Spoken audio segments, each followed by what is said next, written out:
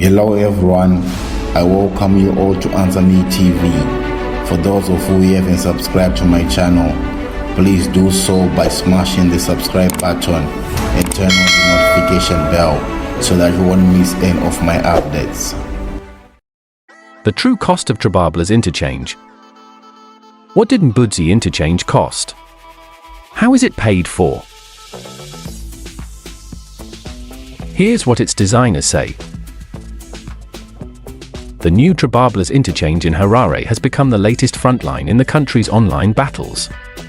On one side, government officials are parading it as some grand proof of progress under President Ed. On the other, critics are raising red flags over cost and have called the local engineers involved incompetent. So, what do the designers and builders say? And how is this project really funded?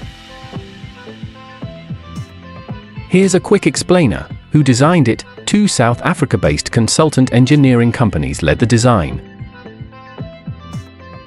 Ovum Corporation and DNMZ. Ovum was co-founded by civil engineers Nicholas Featherstone and Susan Green. DNMZ, formed in 1997, is run by Zimbabwean civil engineers Tendai Matsikanda and Alex. According to Ovum, the real design work commenced for the project in late 2021, with various investigative site visits being made to clarify the geotechnical conditions, design scope and responsibilities. On the completion of the interchange, Featherstone says it was an awesome project to be involved with. What do they say about the cost? According to Ovum, the interchange structure itself cost $65 million. The total cost of the project was valued at $88 million, which is allocated as $65 million for the interchange structures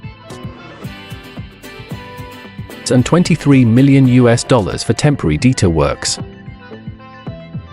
Relocation costs and professional fees, says the company. So, how did the cost get to the $88 million? DNMZ has said its $65 million cost estimate does not include other parts of the project, which added to the total cost. Please take note that for the project implementation of such as complex structure it will involve the following which we were not involved in: relocation of services costs, professional fees of the other consultants, electrical engineers, quantity surveyors, mechanical engineers, EIA specialists, cost of enabling work such as detours and traffic accommodation, compensation of property owners, relocation of people affected by the works, complexities associated with working on live site and payment of royalties for extraction of gravel and aggregates.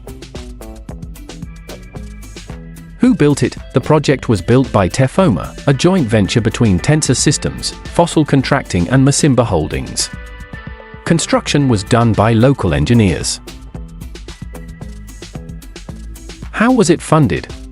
The project was financed through a vendor financing model. This means the contractor provides the funding to build the project, and the government repays them over time. In February 2023, government gazetted an $88 million loan agreement with the consortium. The loan was at a 5% interest rate with a grace period of 9 months.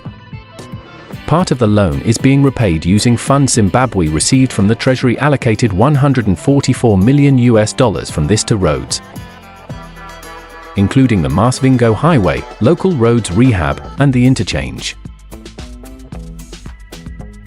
For 2025, government allocated ZWG $100 million, roughly $3.7 million towards the interchange. Compensation, costs and delays. The project was meant to be completed in early 2024. That didn't happen, mainly because of delays in compensating property owners. Over 90 properties had to be acquired.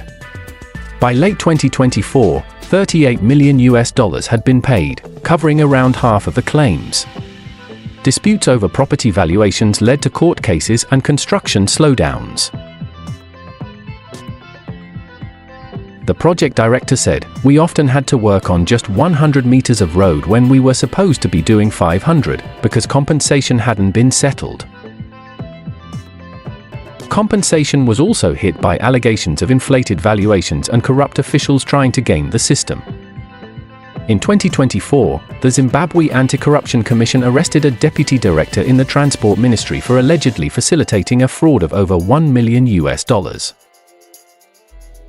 By the numbers, the project was budgeted to consume 48,000 cubic meters of concrete, which sells at $140 per cubic meter for the grade, and 32,000 tons of reinforced steel. Cement suppliers included PPC and Kaya. The project features 15 bridges and covers 12 kilometers of paved roads within a 9 square kilometer radius. What about that name? One final bit of trivia. What's with the name Trabablas? It is my singular honor to officiate at this commissioning of yet another key project. That's President Mnangagwa's wartime nickname. The Trabablas Interchange project.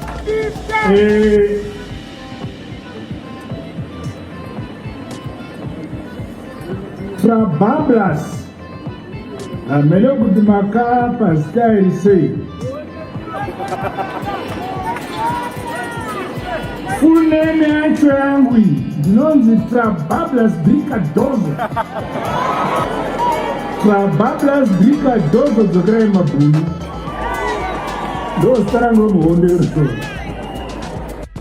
There's a cabinet ministers committee in charge of naming public infrastructure.